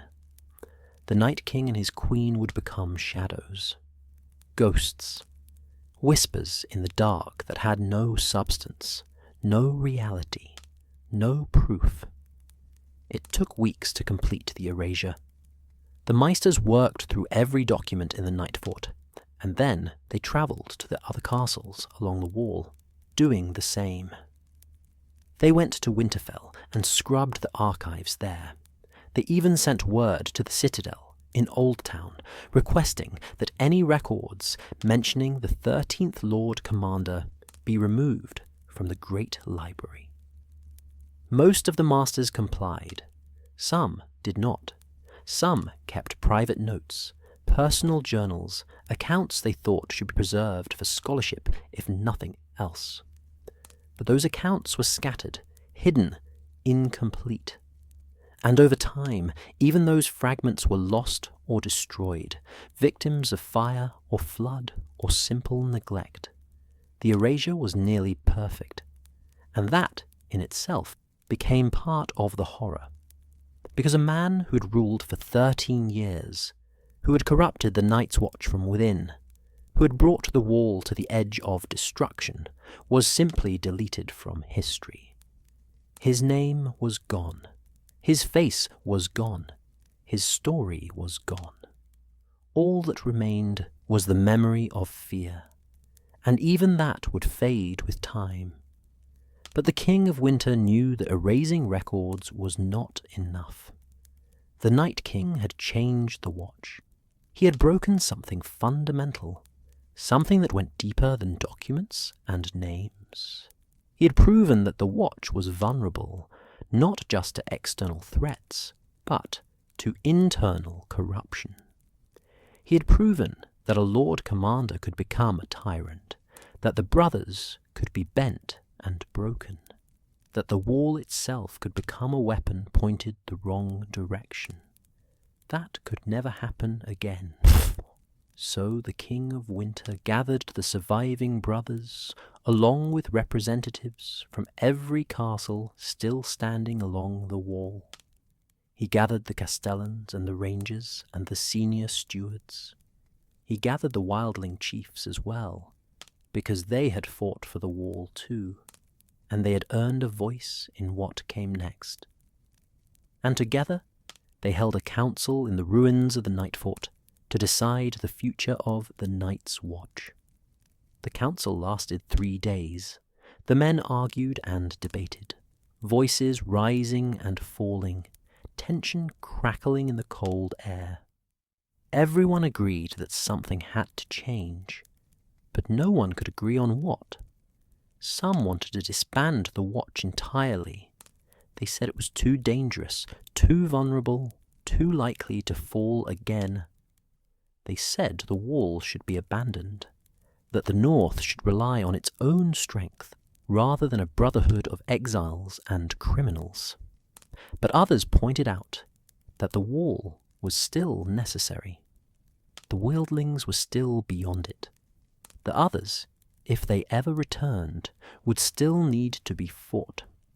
The Watch had to continue, but it had to be reformed. The wildling chiefs had their own opinions. They said the Watch had always been corrupt, that it had always been a tool of southern lords trying to control the north. They said the wall itself was a crime, a barrier that divided people who should have been free. But even they admitted that the Night King had been something worse, something that threatened both sides of the wall. If the Watch was going to continue, it had to be made stronger. not weaker. It had to be made incorruptible. But how do you make men incorruptible? How do you build a system that cannot be twisted by ambition or broken by fear? The answer came from an unexpected source. One of the surviving brothers, a man named Harlan, who had been locked in the cells for most of the Night King's reign, stood and spoke. His voice was hoarse, his body frail, but his words carried weight. He said the Night King had made himself king because he could, because there was nothing in the oath, nothing in the structure of the Watch that prevented a Lord Commander from seizing power. The oath said a brother would take no wife, hold no lands, father no children. It said he would wear no crowns and win no glory. But it did not say he could not make himself a king in all but name. It did not say he could not turn the Watch into his personal army. It did not say he could not corrupt and control and destroy everything the Watch stood for. The oath needed to be stronger, more specific, more binding. The council listened, and slowly, over the next 2 days, they began to shape a new oath. Not a replacement, but an addition, a clarification, a promise that would make it impossible for any Lord Commander to do what the Night King had done. The new words were simple. The Night's Watch shall crown no king. It shall serve no man as master. It shall stand only for the realm, for all the realms of men, and for no lord, no house, no thrones. The Lord Commander is first among brothers, but he is still a brother, bound by the same vows, subject to the same laws. It was a promise, a warning, a reminder that the Watch existed to protect, not to rule, that power at the wall was a sacred trust, not a prize to be seized. But words alone were not enough. The council knew that, so they added structure. They changed the way the Lord Commander was chosen. No longer would the senior rangers and castellans simply decide among themselves. Now, every black brother at every castle would have a voice. They would vote, casting tokens into a kettle, choosing the man that they thought most worthy to lead. It would be slower, messier, more chaotic. But it would be harder for any one man to seize control through force or fear. They also changed the term of service. A Lord Commander would no longer serve until death. He would serve for a set number of years, and then step down, returning to the ranks as a simple brother. If he was truly worthy, he could be chosen again. But no man would hold the position forever. No man would have the time to build a kingdom of his own. The wildling chiefs watched these changes with skepticism. They did not believe the kneelers could truly change. They did not believe the Watch could be trusted. But they said nothing. They had fought their battle. They had honoured their alliance. What the Watch did now was not their concern. When the council ended, the King of Winter addressed the surviving brothers one final time. He stood before them in the yard of the Nightfort, with the wall rising behind him, massive and eternal. He told them that the Night's Watch had been saved, but it had also been scarred. That scar would never fully heal, but it could serve as a reminder, a warning, a reason to stay vigilant. He told them that the wall was more than stone and ice. It was a promise that someone would always stand between the darkness and the dawn, no matter the cost. That promise had been broken by the Night King, but it was being remade now, reforged, and the brothers who took the black from this day forward would carry the weight of that promise on their shoulders. He told them that the Nightfort was being abandoned. No brother would serve there again. It would stand empty, a monument to what had happened, a reminder of the price of ambition and corruption. The other castles would be strengthened, manned, made ready to hold the wall. But the Nightfort would remain silent, a tomb for the Night King's dark kingdom. And then the King of Winter did something unexpected. He asked the surviving brothers if they wanted to stay. He told them they could leave if they chose, that they could return south, that they could be released from their vows given what they had endured. No one would blame them. No one would call them deserters. They had suffered enough. Some brothers left. Not many, but some. Men who could not bear to stay at the wall after what they had seen. Men whose minds had been broken by 13 years of cold and fear and darkness. They went south to Winterfell or beyond, trying to rebuild lives that had been shattered. But most stayed. They took the oath again, the new oath, the strengthened oath. They spoke the words in the yard of the Nightfort, beneath the wall, with the wind howling around them and the snow falling like ash. They promised to stand watch, to guard the realms of men, to crown no king and serve no master. They promised to remember what had happened, to carry the warning forward, to make sure the Night King's reign would never be repeated. The wieldlings left after the council ended. The alliance was over. The King of Winter honoured his word. He let them return north without pursuit, without retribution. The wildlings crossed back beyond the wall, back into the haunted forest, back to their clans and their freedom. They did not thank the Stark forces. They did not offer friendship or future cooperation. They simply left, disappearing into the trees, vanishing into the snow. But something had changed between them. Not trust, not yet, but a recognition. They had fought together. They had bled together. They had seen each other as something more than enemies, if only for a moment. It was not much, but it was more than had existed before. Gorn, the old wildling chief, paused before leaving. He looked at the King of Winter and said something in the old tongue. The king did not understand all the words, but he understood the meaning. The wall still divides us. But for a moment we stood on the same side. Remember that, when your children sing songs about how evil the free folk are. The King of Winter nodded.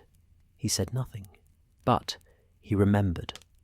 The castles along the wall were slowly repaired and remanned. New recruits came north, sent by the Starks and the other houses of the north. The Watch began to rebuild, slowly, carefully, learning to trust itself again. The new Lord Commander, chosen by vote rather than appointment, was a cautious man, older, wiser, determined to restore honour to the Black Cloak. The brothers who had survived the Night King's reign were given positions of respect, but not of power. They were rangers, stewards, builders. They taught the new recruits what had happened, not in detail but in essence. They told them that the Watch was sacred, but it was not invincible, that the oath was binding, but it could be broken, that vigilance was required, not just against the threats beyond the wall, but against the threats within. And they told them about the Nightfort. They told them it was cursed, haunted, forbidden. They told them to stay away from it, to let it stand empty, to let the wind and the snow claim it. Some of the younger brothers asked why. Why not tear it down? Why not reclaim it? The older brothers just shook their heads. They said some places should be left alone. Some stones carried memories that were too heavy, too dark, too dangerous to disturb. The Nightfort would stand as a warning, as a scar on the face of the wall, reminding every generation that the Watch was not immune to corruption. Years passed, then decades, then centuries. The Night King faded from memory, becoming a legend, then a myth, then a ghost story. Old Nan, generations later, would tell the tale to Stark children in the crypts of Winterfell. She would speak of the 13th Lord Commander, the man whose name was lost, who took a pale woman from beyond the wall and made her his queen. She would speak of the Dark Kingdom at the Nightfort, of the 13 years of cold and fear, of the alliance between Stark and Wildling that brought it all crashing down. The children would listen, wide-eyed and terrified, and they would ask if it was true. Old Nan would look at them with her clouded eyes and say that some stories are too terrible to be lies. That the Night's Watch remembers, even if the rest of the world forgets. That the oath was changed for a reason, and the Nightfort was abandoned for a reason, and the 13th Lord Commander's name was erased for a reason. She would tell them that the wall was built to keep out the darkness. But sometimes the darkness comes from within. That the greatest threats are not always the ones you can see marching toward you with swords and ice. Sometimes the greatest threats were the faces of men you trust, men you follow, men you believe in. And she would tell them that the Night's Watch learned that lesson in blood and ice, that they paid for it with 13 years of suffering, that they carved it into the foundation of their oaths, so that no brother, no Lord Commander, no man in black would ever forget.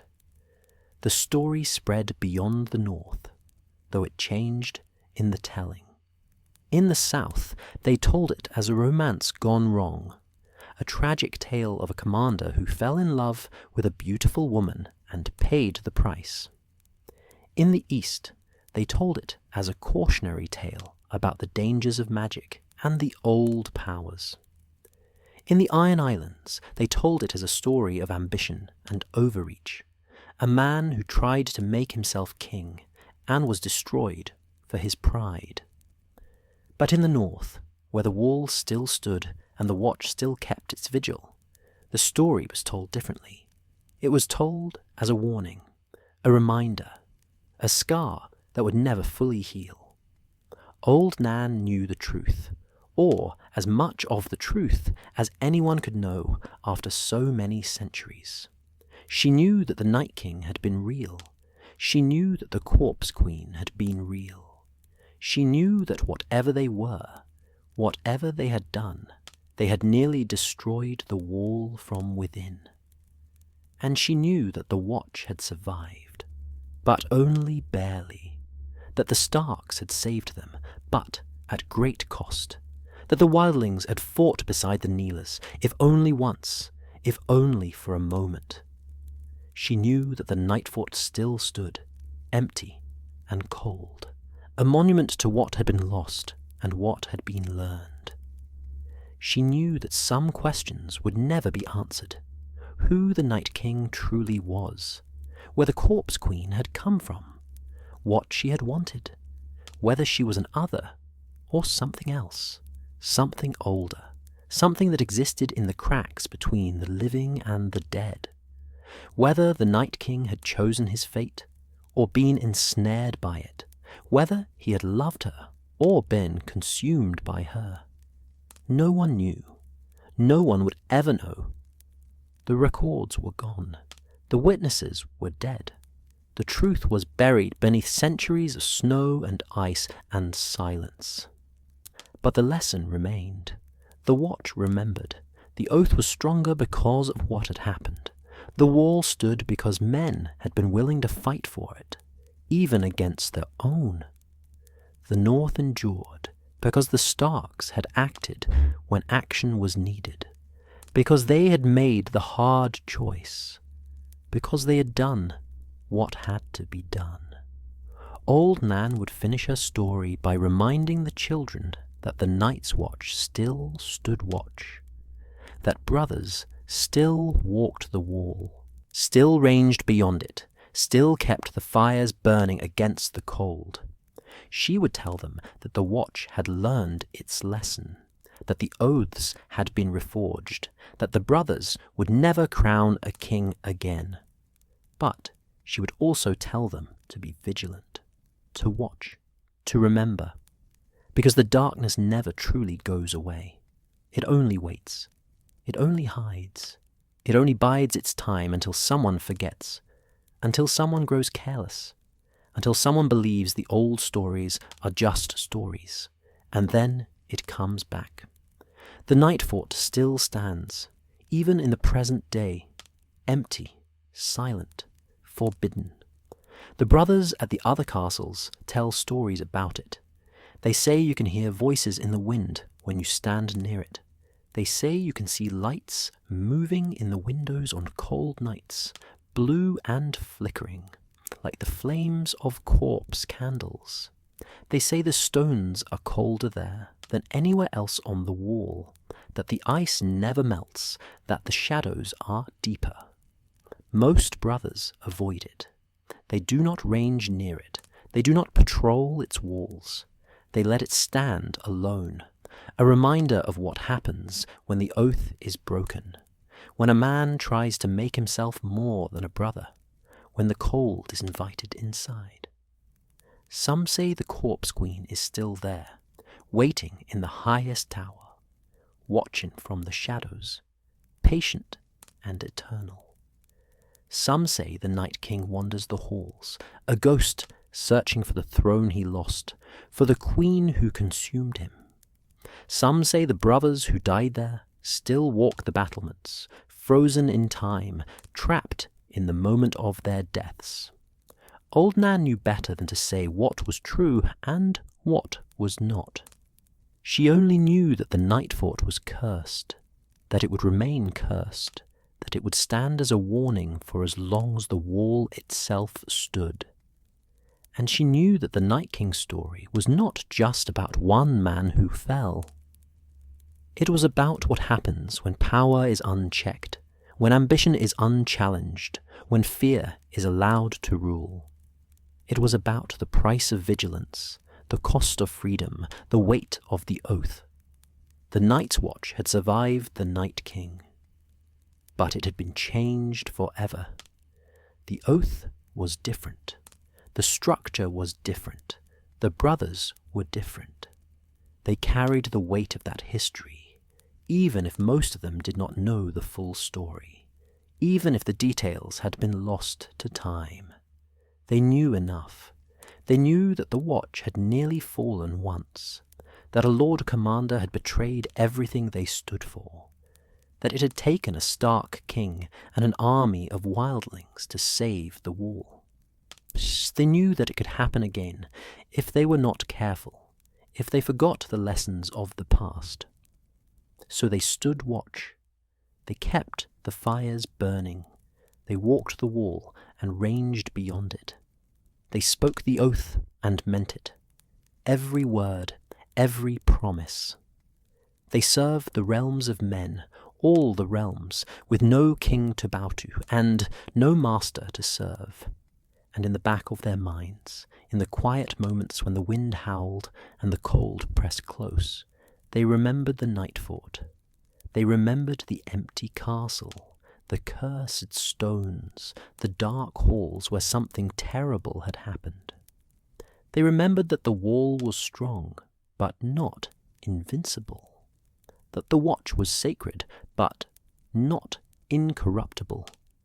They remembered that the darkness could come from anywhere, even from within. Some say it was only a story, meant to frighten children and remind the watch of their vows. But Old Nan knew better. She had seen the Nightfort. She had heard the wind howl through its empty halls. And she knew that some stories are too terrible to be anything but true. The Night King had ruled for 13 years. The Corpse Queen had stood beside him, pale and cold and hungry. Together they had turned the wall into a dark kingdom, a place of fear and suffering and death. And when they fell, when the Starks and the Wildlings brought them down, They were erased from history. Their names were destroyed. Their story was buried. But the truth remained. The Nightfort remained. The warning remained. And the Night's Watch, reforged in the aftermath of that terrible reign, stood stronger because of it. The oath was clearer. The purpose was sharper. The brothers were more vigilant. They had learned the hardest lesson of all, that the greatest enemy is not always beyond the wall. Sometimes it is already inside, wearing a familiar face, speaking familiar words, promising power and glory and a kingdom of ice. The Watch would never forget. The North would never forget. And as long as the wall stood, as long as the oath was spoken, as long as the fires burned against the cold, the memory of the Night King would serve its purpose. A warning, a reminder, a promise that it would never happen again. If you see the Night King's story differently after walking through these 13 years of darkness, you are not alone. The tale raises questions that may never be answered. Who was he truly? What was she? Did he choose his fate? Or was he consumed by something beyond his control? And could it happen again? These are questions the Meisters debated for generations, questions the brothers of the Night's Watch whispered about in the dark. Questions that even the Starks, with all their knowledge and history, could never fully answer. Share your thoughts in the comments below. Tell us what you believe about the Night King and his Corpse Queen. Tell us whether you think the Watch learned its lesson, or whether the darkness will return. And if you want to hear more tales from the dark corners of Westeros, more stories of the Wall and the Watch and the North that remembers, you know where to find them. The Night's Watch stands, the oath endures, and the warning echoes across the centuries, clear and cold and true. Never crown a king, never serve a master, never forget what happened at the Nightfort. Because some darkness cannot be killed, it can only be remembered.